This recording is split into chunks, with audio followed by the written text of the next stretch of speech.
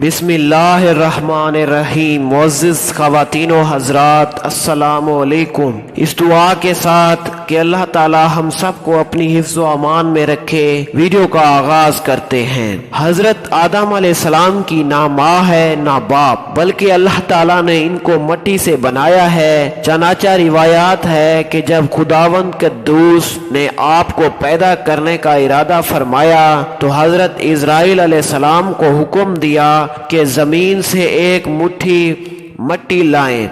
حکم خداوند کے مطابق حضرت اسرائیل علیہ السلام نے آسمان سے اتر کر زمین سے ایک مٹھی مٹی اٹھائی تو پوری روئے زمین کی اوپری پرت چھلکے کے مانند اتر کر آپ کی مٹھی میں آ گئی، جس میں 60 رنگوں اور مختلف کیفیتوں والی مٹیاں تھیں، یعنی سفید و سیاہ اور سرخ و زرد رنگوں والی، اور نرم و سخت، شیریں و تلخ، نمکین و پھیکی وغیرہ کیفیتوں والی مٹیاں شامل تھی۔ پھر اس مٹی کو مختلف پانیوں سے گوندنے کا حکم فرمایا۔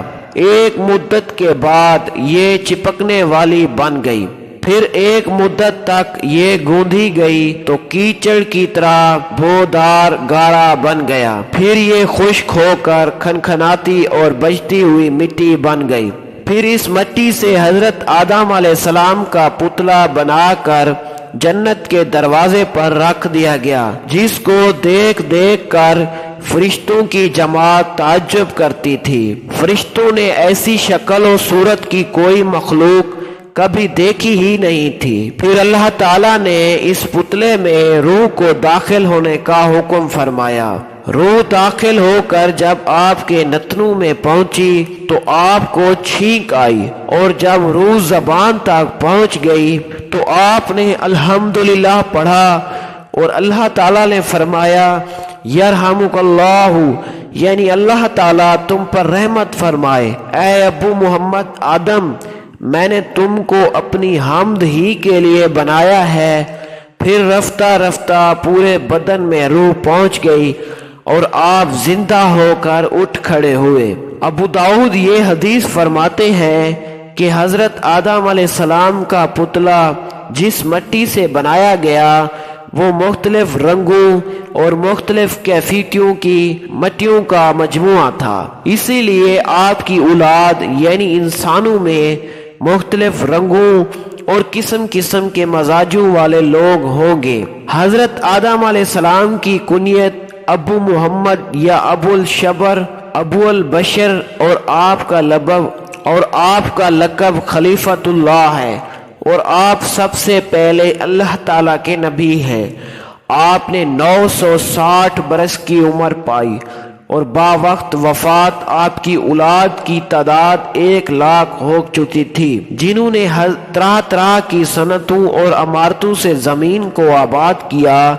قرآن مجید میں بار بار یہ بیان آ گیا کہ حضرت آدم علیہ السلام کی تخلیق مٹی سے ہوئی۔ عیسیٰ کی کہاوت اللہ کے نزدیک آدم کی طرح ہے، اسے مٹی سے بنایا، پھر فرمایا ہو جا، وہ فوراً ہو جاتا ہے۔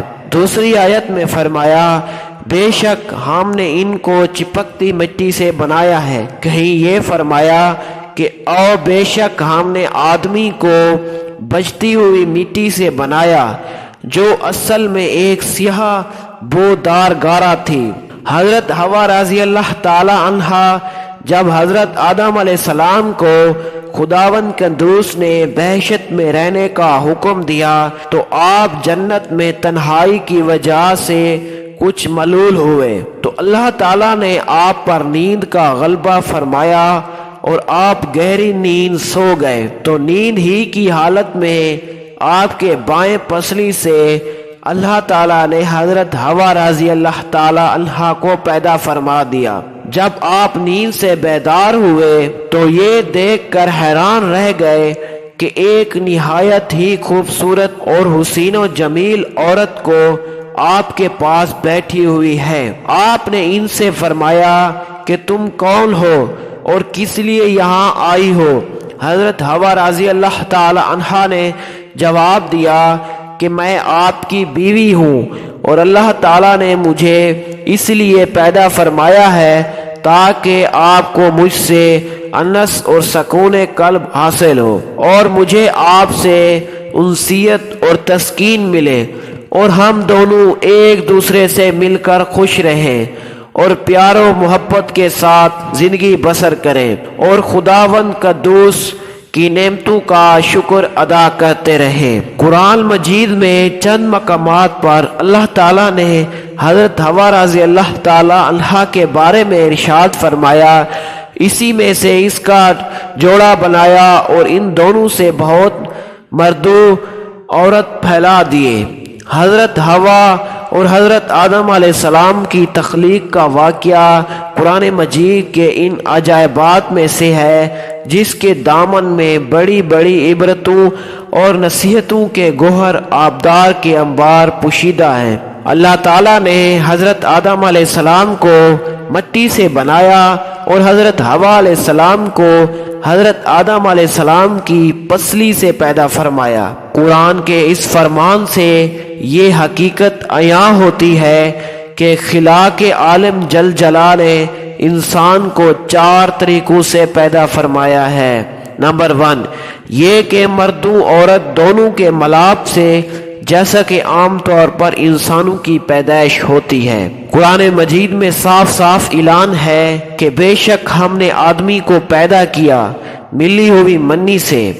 نمبر 2 یہ کہ تنہا مرد سے ایک انسان پیدا ہو اور حضرت حوا رضی اللہ تعالی عنہا ہے کہ اللہ تعالیٰ نے ان کو حضرت آدم علیہ السلام کی بائیں پسلی سے پیدا فرمایا۔ نمبر 3 یہ کہ تنہا ایک عورت سے ایک انسان پیدا ہو اور وہ حضرت عیسیٰ علیہ السلام ہے جو کہ پاک دامن کنواری بی بی مریم علیہ السلام کے شکم سے بغیر باپ کے پیدا ہوئے۔ نمبر 4 یہ کہ بغیر مرد و عورت کے بھی ایک انسان کو خداوند قدوس نے پیدا فرما دیا اور وہ انسان حضرت آدم علیہ السلام ہے کہ اللہ تعالیٰ نے ان کو مٹی سے بنا دیا۔ خداوند قدوس ایسا قادر قیوم اور خلاق ہے کہ انسانوں کو کسی خاص ایک ہی طریقے سے پیدا فرمانے کا پابند نہیں ہے، بلکہ وہ ایسی عظیم و قدرت والا ہے کہ وہ جس طرح چاہے انسانوں کو پیدا فرما دیتا ہے۔ بالا 4 طریقوں سے اس نے انسانوں کو پیدا فرما دیا ہے جو اس کی قدرت و حکمت اور اس کی عظیم الشان خلاقت کا نشان اعظم ہے۔ سبحان اللہ، خداوند قدوس کی شان و خالقیت کی عظمت کا کیا کہنا، جس خلاق عالم نے کرسی و عرش اور لوح و قلم اور زمین و آسمان کو کن فرما کر موجود فرما دیا۔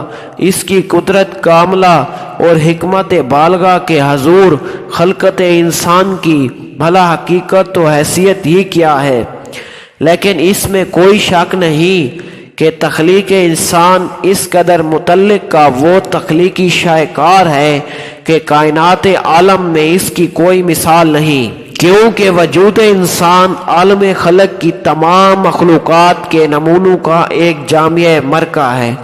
اللہ اکبر، کیا خوب ارشاد فرمایا مولائے کائنات حضرت علی مرتضی رضی اللہ تعالی عنہ نے کہا، اے انسان، کیا تو یہ گمان کرتا ہے کہ تو ایک چھوٹا سا جسم ہے، حالانکہ تیری عظمت کا یہ حال ہے کہ تیرے اندر عالم اکبر سمٹا ہوا ہے۔ ممکن تھا کہ کوئی مرد یہ خیال کرتا کہ اگر ہم مردوں کی جماعت نہ ہوتی تو تنہا عورتوں سے کوئی انسان پیدا نہیں ہو سکتا تھا۔ اسی طرح ممکن تھا کہ عورتوں کو یہ گمان ہوتا کہ اگر ہم عورتیں نہ ہوتی تو تنہا مردوں سے کوئی انسان پیدا نہ ہوتا۔ اسی طرح ممکن تھا کہ عورت و مردوں دونوں مل کر یہ ناز کرتے کہ اگر ہم مردوں اور عورتوں کا وجود نہ ہوتا تو کوئی انسان پیدا نہیں ہو سکتا تھا۔ تو اللہ تعالیٰ نے 4 طریقوں سے انسان کو پیدا فرما کر عورتوں اور مردوں دونوں کا منہ بند کر دیا کہ دیکھ لو، ہم ایسے قادر قیوم ہیں کہ حضرت حوا علیہ السلام کو تنہا مرد یعنی حضرت آدم علیہ السلام کی پسلی سے پیدا فرما دیا۔ لہذا اے عورتوں، تم یہ گمان مت رکھو کہ اگر عورتیں نہ ہوتی تو کوئی انسان پیدا نہ ہوتا۔ اسی طرح حضرت عیسیٰ علیہ السلام کو تنہا عورت کے شکم سے بغیر مرد کے پیدا فرما کر مردوں کو تنبیہ فرما دی کہ اے مردو، تم یہ ناز نہ کرو کہ اگر تم نہ ہوتے تو انسانوں کی پیدائش نہیں ہو سکتی۔ دیکھ لو، ہم نے حضرت عیسیٰ علیہ السلام کو تنہا عورت کے بغیر مرد کے پیدا فرمایا اور حضرت آدم علیہ السلام کو بغیر مرد عورت کے مٹی سے پیدا فرما کر عورت اور مردوں کا منہ بند فرما دیا کہ اے عورتوں اور مردوں، تم کبھی بھی اپنے دل میں خیال نہ لانا کہ اگر ہم دونوں نہ ہوتے تو انسان کی جماعت پیدا نہیں ہو سکتی تھی۔ دیکھ لو، حضرت آدم علیہ السلام کے نہ باپ ہے نہ ماں، بلکہ ہم نے ان کو مٹی سے پیدا فرمایا۔ سبحان اللہ، سچ فرمایا۔ اللہ جل جلال اللہ نے کہا، اللہ ہر چیز کا بنانے والا ہے اور وہ اکیلا سب پر غالب ہوتا ہے۔ وہ جس کو چاہے اور جیسے چاہے اور جب چاہے پیدا فرماتا ہے۔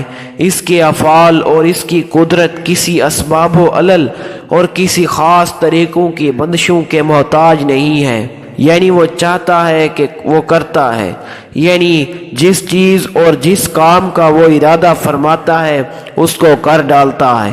نہ کوئی اس کی مشیت و ارادہ ہے، نہ دخل انداز ہو سکتا ہے، نہ کسی کو اس کے کسی کام میں چون و چرا کی مجال ہو سکتی ہے۔ واللہ عالم۔